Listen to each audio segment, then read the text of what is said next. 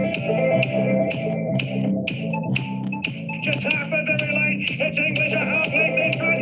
Can he do it? Chautauqua, he's flying. Yes, there's history. Chautauqua makes it 3 in a row. Hello and welcome now to episode 5 of the Pure Punters podcast. I'm Jared Smith, again with my trusty co-host Mitch Cook, and we're here to unwind the week that was, try and put a bit of money in the pockets for the week that's coming, and just to break down everything sport and racing.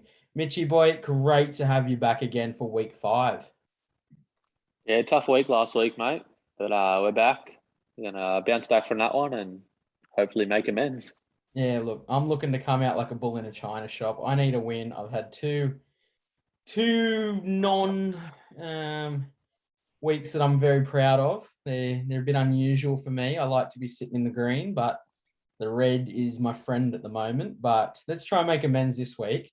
First of all, grand final, Penrith South, great game of football. Look, congratulations to Penrith.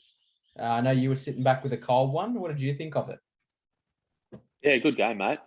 Went exactly how we said it would. Tight game, defensive based. Happy with the way the game finished.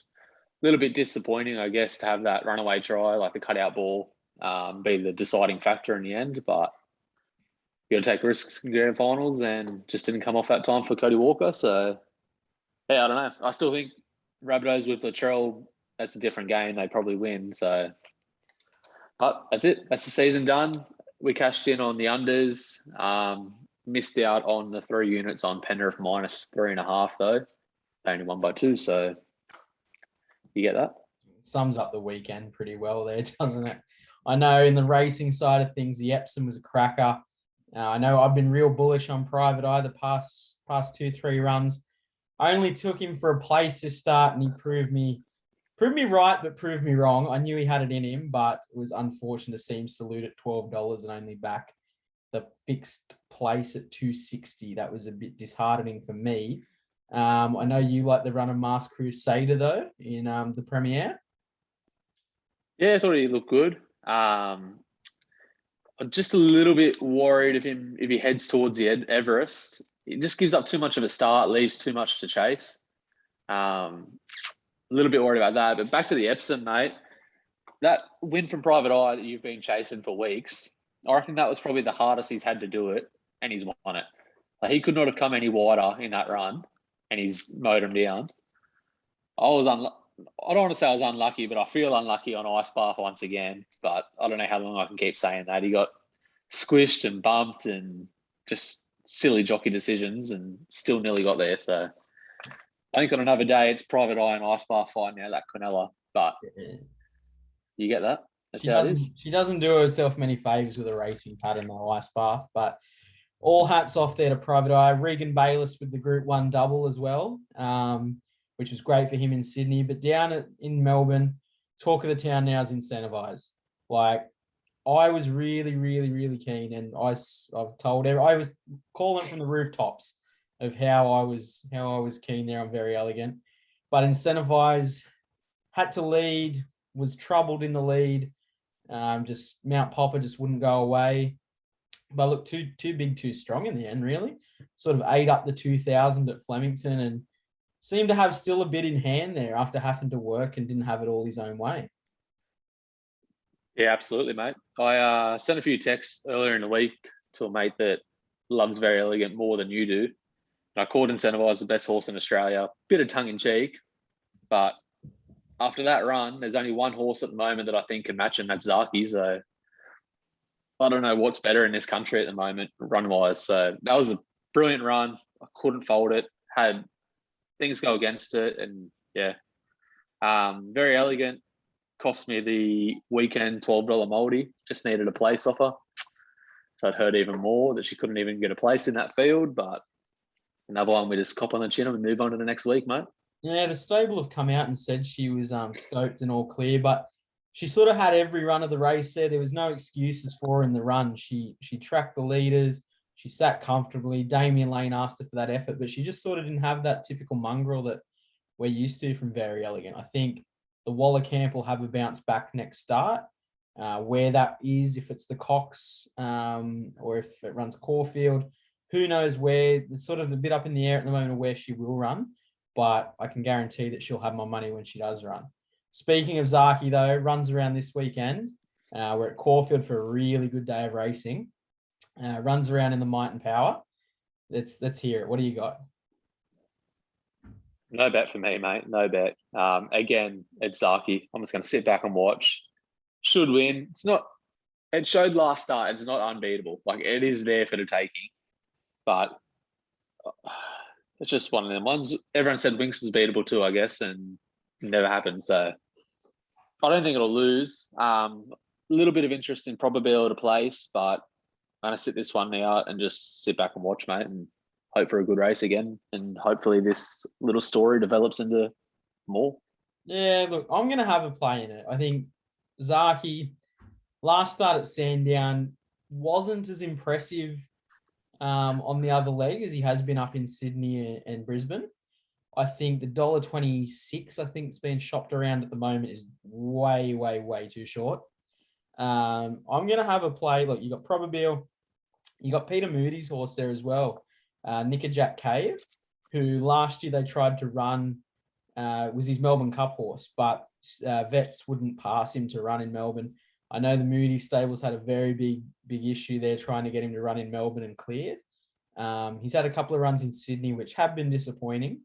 But I think the stable will take a bit out of it, the fact that now he's down in Melbourne where he wants to race. He's a staying horse. He comes here first up over the 2000, which I don't think will be a big problem for him because he's bred to run. And 2000's there. But I'm going to have a play on non-conformist to place. I know we've only got 6 runners running around, so we're only going to be paying the 2 places. There's a tongue twister. But I think last start's run was really good. Sort of tracked 3 wide with cover, come to the bend 4-5 wide in that good lane, and just never really looked to be headed. Delphi goes around later on in the card out of that same form line race. But I'm going to have 2 units at $4 on non-conformist to place. I think Probabeel's got the class.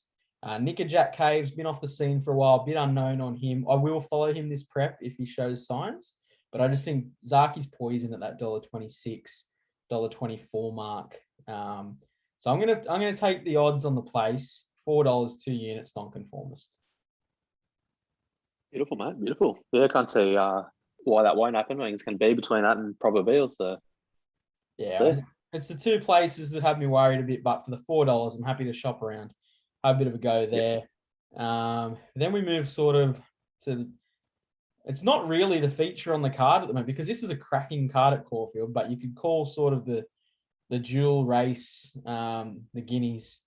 3-year-olds. We've had all the form from Sydney now moved down to Melbourne. We've got Artorias and Animo again, the big talkers. You got Giannis. There's a lot of last start winners in this race. They're all coming up to the mile now, though. And they're all coming the Melbourne way. How do you look at this race from that point of view? I'm jumping into your old shoes, mate, and I'm giving Artorias another crack. Didn't really, I think maybe last potty or the one before, I said it didn't lose me in its run where it flew home. It was one of the few horses to make ground on that day. Golden Rose it was, got bumped and jammed in it, forced wide, flew home, steps up the 200 meters. I just think it'll suit him perfectly. He gets that inside draw. Hopefully he gets a bit of a better start. That's what I've been asking for. I just want him to sit a little bit further up. Coming down to Caulfield, majority of horses do get a run in that straight. I don't think it's going to be like Randwick where you're squeezed and pushed around that bend. So I just think it'll be flying home late, mate. Animo is going to be tough as well. So I'm going to go each way. I'm going to have 1 unit on Artorias at $4 to win and 3 units on a place at $1.73. Yeah, nice. Look, that comes with a buyer beware. I know that from following him, and I'm sort of leaning with you on the private eye. I've got stung a bit, so I'm going to stick with Artorias, purely because he likes the Melbourne way of going. I thought he wasn't unlucky in the Golden Rose. He did he did have to come off heels at a crucial time and got bumped sort of at that 250, 300 mark. I just think the barrier draw, it's interesting between him and Animo. Animo's drawn wide, Artorias is drawn shallow. The old adage of barriers win races, blah, blah, blah. I think this sort of gives both horses its chance. If Animo doesn't sort of get that early space, he can take his normal sit back. I think the advantage goes to Animo for the fact that he can sort of figure out where he wants to sit. If it is at the rear with Artorias, if Artorias gets shuffled back and is forced to race there, I'd like to see him sort of race 3 pairs from the tail together. And I think that'd be interesting because I thought Artorias had the run over Animo in the Golden Rose. If the spots were reversed, Artorias wins that race. I think Artorias beats Animo home, and I think beats the winner home as well. So I'm going to stick with Artorias for that bit of dribble that I've just spoken. I'm going to have 2 units at $4, but it comes with a buyer beware. And I think this is the final nail in the coffin for Artorias for me if I do get burnt again. But at $4, it's not the $10, $11 that we had in the Golden Rose. But I think at $4, you could take the tote and try your luck, but I think he will firm. So I'm going to take 2 units at $4 there, mates. Yep. I think that's the first time so far this season, mate. We've been on the same one. So Look, once in every blue moon, I'm happy to go with you. It looks like you're having a bit more luck than me lately. So anything I can sort of stick to you on, I might try to. But look, the Toorak we've got up next over the mile. What do you like? And I know that you're pretty bullish on I'm Thunderstruck. You've got it in. You've had it in a few futures. You've got the overs there. Are you sticking with? I am, mate. I am. Mentioned it 3 potties ago. That was a future I was playing. Got, I think, $5.20 we got at the time. Obviously, being crunched in helps getting selected, etc. $2.80 we get it now, mate. Missed the jump in the Rupert Clark. Flew home for 3rd, and it had no right to get to 3rd. Any other jump than that, any other position, that thing wins by 4 lengths. Loves Caulfield. I don't have any more to say than what I did a few potties ago, mate. It's my pick of the day tomorrow. Gets Jai on board again. We both know I'm not the biggest fan of Jai, but he doesn't have to lead. I can't stand Jai when he's leading. He can sit back. As long as he's not last on the turn, this thing should shit it in and win. I'm going to take 3 units on it, mate, at $2.80 on Thunderstruck. Yeah, see, I'm going against you. I think I'm sort of going to stick the traditional route with the Toorak sort of being that race for the older horses. I'm Thunderstruck sort of still, I'm not going to say green, but still sort of learning its craft, even though it's sort of performed in those group races after its last start there. Look, you've got Superstorm, Sierra Sue, both group winners. You got Tefane, multiple Group 1 winning mare. But then you've got sort of like the I'm Thunderstrucks and sort of the cult horse there, Elephant. I'm sort of leaning towards Elephant. The way he bounced back last start wasn't asked to dig right in, but was asked to do enough that sort of it pricked my ears up a little bit. Like I'm here to watch. I think he's around the $5 mark at the moment. I'm going to have 3 units on Elephant. I'm going to go against you and the run of the money with I'm Thunderstruck, based on it's sort of been out to the mile at Caulfield. Sort of that older horses kind of handle it a bit better. I don't doubt that I'm Thunderstruck's going to run well. I think it will run very well. I'll definitely have it in all my exotics, but I just think Elephant sort of hit the scene a bit this year. I think $5, it's sort of that money where you can sort of have a play. Like I'm not riding out Sierra Sue, but she has been up a long time. Tefane had that really good autumn and winter up in Queensland, but sort of hasn't shown that form back down in Melbourne. So I'm going to have 3 units on Elephant. I think it's around the 5.10 mark at the moment. I'm going to ride the tote with it. So you're just going to have to sort of hold your money there to the end because I think I'm Thunderstruck will get crunched a little. And I'm just thinking Elephant will drift out to that 550, maybe even wind out to $6 when the money sort of comes for Sierra Sue and Superstorm, like all your top jockeys there on board. So I'm going to have 3 on Elephant. I'm pretty keen. I'm going to have a crack, and that's my one in that. But yeah, look, we go to the Herbert Power. As I said, like Caulfield's a great day of racing on Saturday. I can't wait, to be honest. I think, as we spoke about earlier, Delphi comes up in this race. I think it's a good chance in the Melbourne Cup, to be honest. I think it's a little bit short at the moment, but I think it'll only shorten up in this race. I think Floating Artist, it's 1-3 on the bounce. It's going 4. Turritin, you know what you're going to get. It just bowls forward. Marin used to stayers. It's sort of a tick in every box there. I think the forms around those horses, I know that you're not real keen on anything in this race, but I'm still going to have a little spec. I think when I think springtime stayers, I think like Lloyd Williams. So I think after last week, he had a couple of runners there that ran pretty well. And I think right now is that sort of time. You never know with Lloyd. He keeps it all up at home. There's not many jump outs or barrier trials from him. All the work's done at home behind closed doors. I think King of Leogrance is a genuine staying horse. And I think at $19 and $4.60 the place, it's just a little bit hard to pass up. Like springtime Lloyd, it's that time of year now where he's getting all of his horses heavy into work for that Melbourne Cup tilt. What's he won now? 8 Melbourne Cups, I think. So I'm going to have 1 unit the win at 19 and 2 units the place at 460. I think it's a really good form race. Any one of those horses could win it. Obviously, Mar Eustace are flying and their stays are just absolutely tip-top shape. But I'm just going to stick there with the Williams camp, King of Leogrance.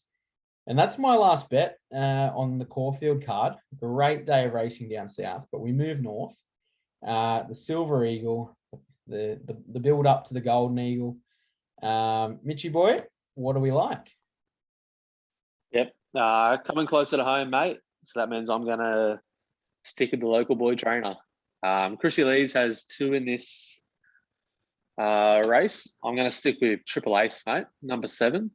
Just think it's way over the odds. Gets Alicia Collett on board. It's constantly overlooked, this horse. It's never in the market and it never does anything wrong. It's always finding a line. It's cost us a couple of quaddies now, so that says something. Lee's just seems to get his horses up for these big occasions. He's proven at Randwick, proven on the soft if it gets to that by that time of the day. He'll be in the front of the pack and he's going to take a hell of a lot of running down. So I'm just going to take him to place. You're getting $5 at the moment, mate. I'm going to have 1 unit on the place at $5 on Triple Ace. Yeah, right. Like you did say there, though, like this race has got a lot of last start winners in it, whether it be Randwick, Rosehill, Queensland, Newcastle.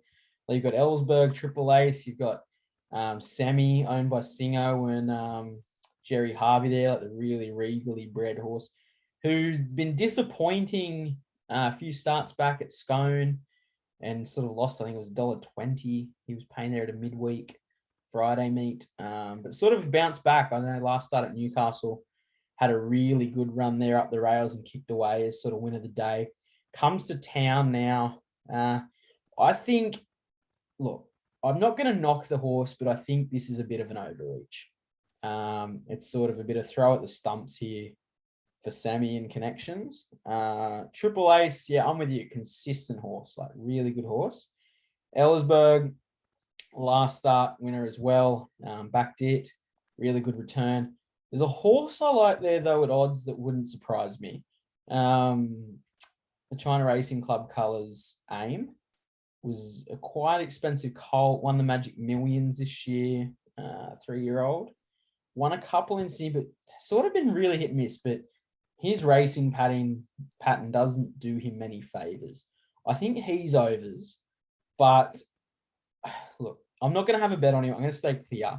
I'm going to go with a horse that isn't a last start winner. I'm going to go with the Neesham horse Equation.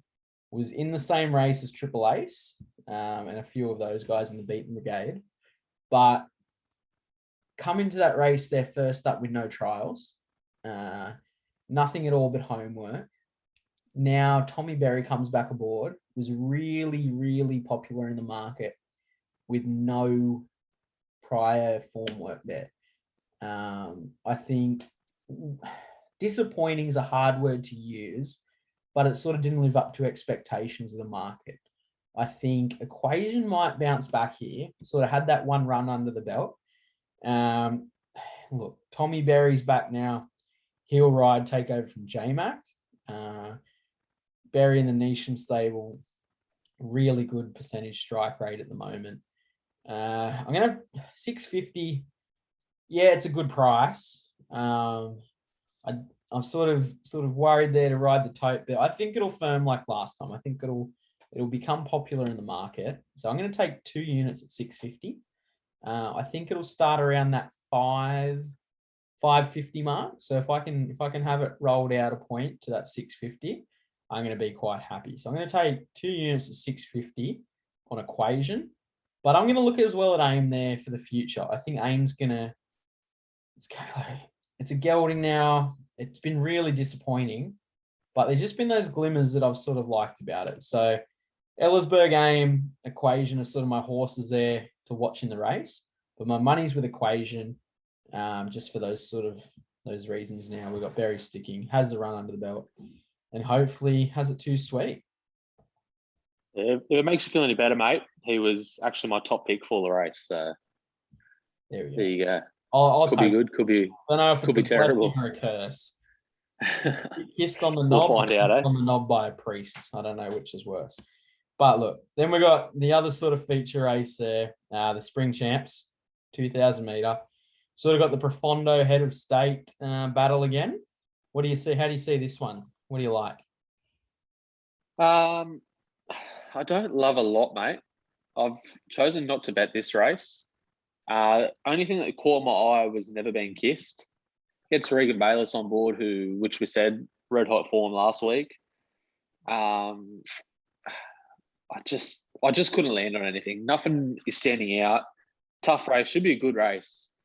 But yeah, I've got no speed map available. I just can't figure it out, mate. I think Never Been Kissed should lead or go close to.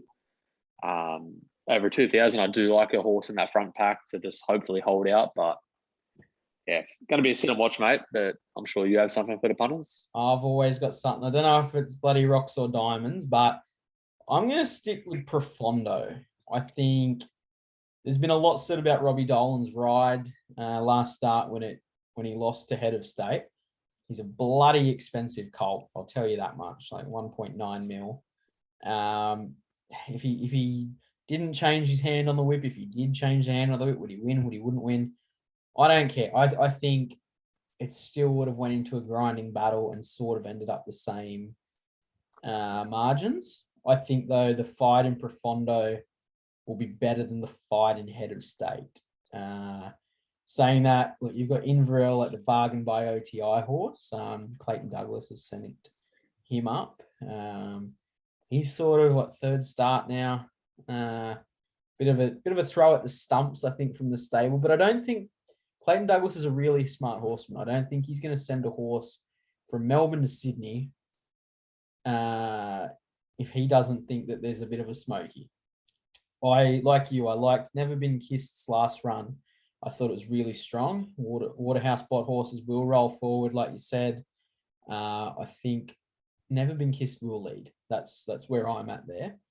But there's another horse, Benno, named after the great late Richie, 2 for 222. First start, blew him out of the water there. I think it was Nowra. Second start comes into that Profondo Head of State race and runs third or fourth amicably, but was run of the race, really. Come from back of the pack, green as grass, still to finish that close in that style of race. But I'm going to stick with Profondo. I'm pretty bullish. I have 3.5 units to win. I'm not sure. Again, this week I've been up and down on the fixed and totes. I'm going to take the tote. So I'm going to roll the dice. I'm going to have a roll. I think Head of State will firm. I think at the moment Profondo is favourite, deserves to be favourite, but I don't think that's where the bookies' money will end up. I think Head of State will pip it, and I think Head of State will jump around that 340 to 360, and I think we can get $4 about Profondo, and I think that's the right money for Profondo. I think any shorter than 350 is a bit of a curse, but I think anything around that 380, 420 mark is good money. So I'm going to run the tote for 3.5 units, and I'm pretty bullish. I've had a nice little chunk on it. So hopefully he can do me proud and Robbie Dolan sticks the whip in the right spots at the right time. Absolutely. Now, we want to know, Jazza. It's been a little bit hit and miss the last 2 weeks, but we still want to give you one more chance, mate. Where is your best bet? Where are you taking us? Look, what ridiculous story have you got for us? And tell us it's a winner. I would have a story and I would have a drum roll, but I can't afford one. That's pretty much sums up the past couple of weeks. I tell you what, if there was more of a cat of a horse last week than Space Boy, it was it. That bloody jockey, I don't like potting jockeys, but she was fucking terrible.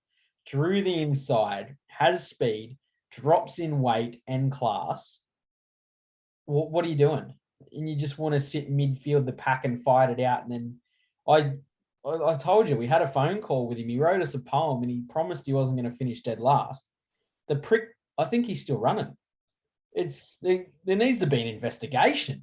I feel like George Tuvey. I'm all fired up, but I'm going back. I know we've got a new premier in New South Wales, Big Perrottet. I'm staying away from Perrottet. That rhymes. I like it. So I'm staying out of Sydney. Anastasia, let me back in, darling. I love you. I'm sorry for all the things I said. But I don't think that David Van Dyke would be happy with me back in Eagle Farm. I know he hates Eagle Farm just as much as the rest of us. But I'm going to Eagle Farm. I'm not backing donkeys, but I'm not backing bloody diamonds. I'm backing a horse here who's only had the one start, albeit in Grafton in midweeks. But I think he's got the class now to sort of step up. It's from the O'Day Hoysted stable. Number 6, race 4, Fetch. $3.80 at the moment. I know I sound like a broken record at the moment with last week's Space Boy nonsense of draws the inside, has the speed to lead, should shit it in. But that's pretty much the story I'm telling. There's no change in it. I think Eagle Farm will jump, hold the rail. If you can sort of just catch that breather, about 600, that's 6 to the 4 to the turn. I think if you can sort of catch a breather there, I think will just be too strong. Young Jaden Lloyd gets the ride, claims 3, so it's down to 51 kilos as well. I think that's sort of key for a horse. It's not as experienced as the rest of these, and it's coming now to Saturday grade. But I think absolutely no weight. Like my right leg weighs more than 51 kilos. I think my right leg riding could win on this horse. So why can't a bloke with 2 arms, 2 legs, and a heartbeat? Jaden Lloyd's got my money. The O'Day Hoysted stable's got my money. Big Bad Fetch has got my money. $3.80, 4 units to win. Get on me, get around me. If this doesn't win, I'll do the podcast Starkers next week. You've heard it here first. I'll do it in the nut. Mate, you put it all on the line there. I don't know what else to say, Mitch. I've been a bit of a letdown to the faithful. It's just I got no more words except for it's too late now to say sorry, but we're here. We're gonna do it. We're gonna bounce back. We've got 4 units. Best bet, 380. Get me in the green, baby. Get me in the green. But talking about rub the green, you've got the soccer. Where are we going? What are we doing? Bit disappointing last week, but this week we're here. Yeah, tough week last week. We lost our multi to 1 leg again in the soccer. Needed 2 goals in the Leeds Watford game. It was 1-0. And we also had both teams to score, so obviously that lost as well. Not a whole lot on this week, as we know. This potty was meant to be a short one, but I think we've already rambled on for quite some time. We've got international breaks. There's no Premier League, etc. Going to keep it local-ish. The Socceroos play tomorrow morning, so hopefully everyone's listening tonight. Otherwise, you're probably going to miss this first leg. We will get the socials post up tonight, though, so you can see that. I'm going to take the Socceroos against Oman, half-time, full-time to the Socceroos. We're getting $2.25 on Neds. The last 3 games against Oman, we've won 5-0, 4-0, and had a 2-2 draw. Both group games that we've played so far this year in the qualifiers, we've scored in the first half in both and held on to win. So stats lead to it. Trying to take the bias out, but I love a bet on a team that I actually want to support as well. I'll probably even get up and watch it in the morning. 2 units, mate, on Australia, half-time, full-time at $2.25. And then that's all for me this week on the soccer. But I've noticed that you've left a half a unit, mate. You've only spent 19.5 units on the horses. I have. So you must have some sort of extravagant plan because you don't usually dabble into sports and there's no NRL left. Look, there's no NRL left. There's I've kind of put all my eggs in the racing basket this week. But look, a husky looking bloke like me, you're not going to find him down at the gym. And I can tell you that straight up. I'm not having a big bet on it, but if I'm going to have a beer, a punt, there's nothing more I love more than a dartboard to go with it. And a bunch of overweight professional athletes with Filipino dialer bride wives that come from Cessnock with ponytails. There's nothing more I love.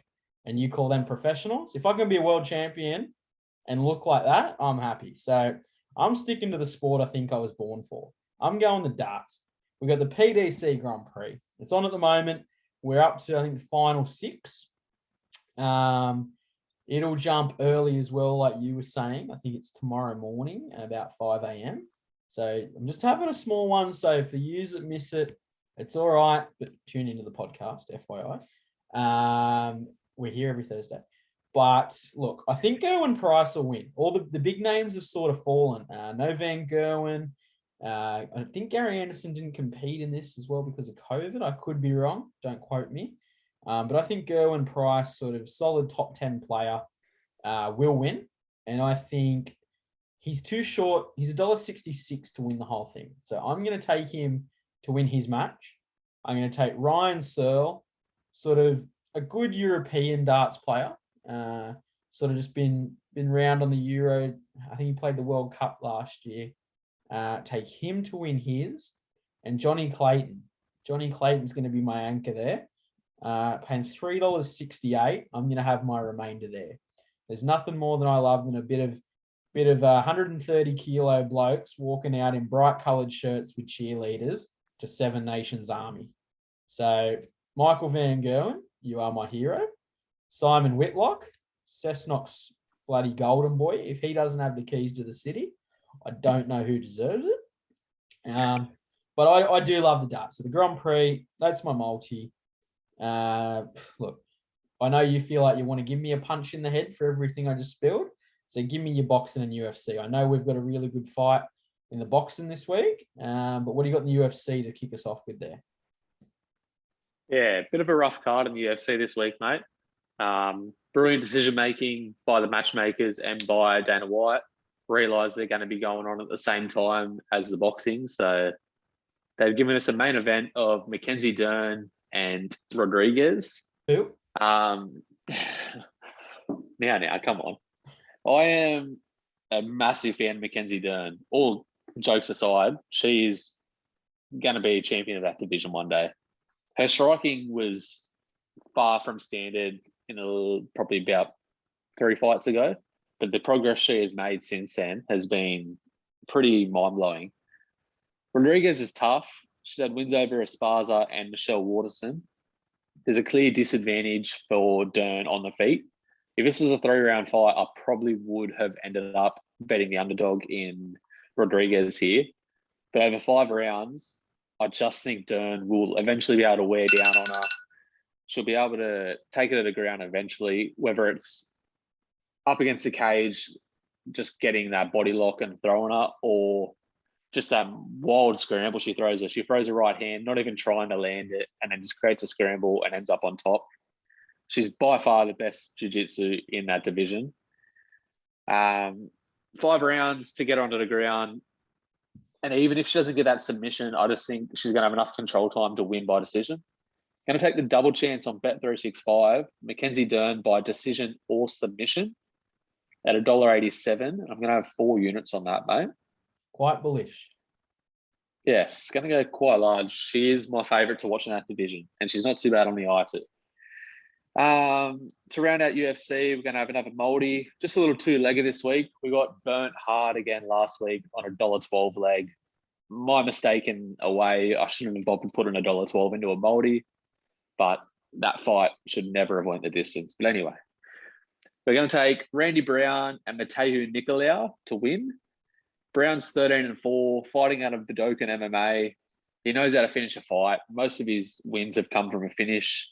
His recent loss is to Vicente Luque, which he's going to get a title shot, if not next, then the shot after. So that's no big loss.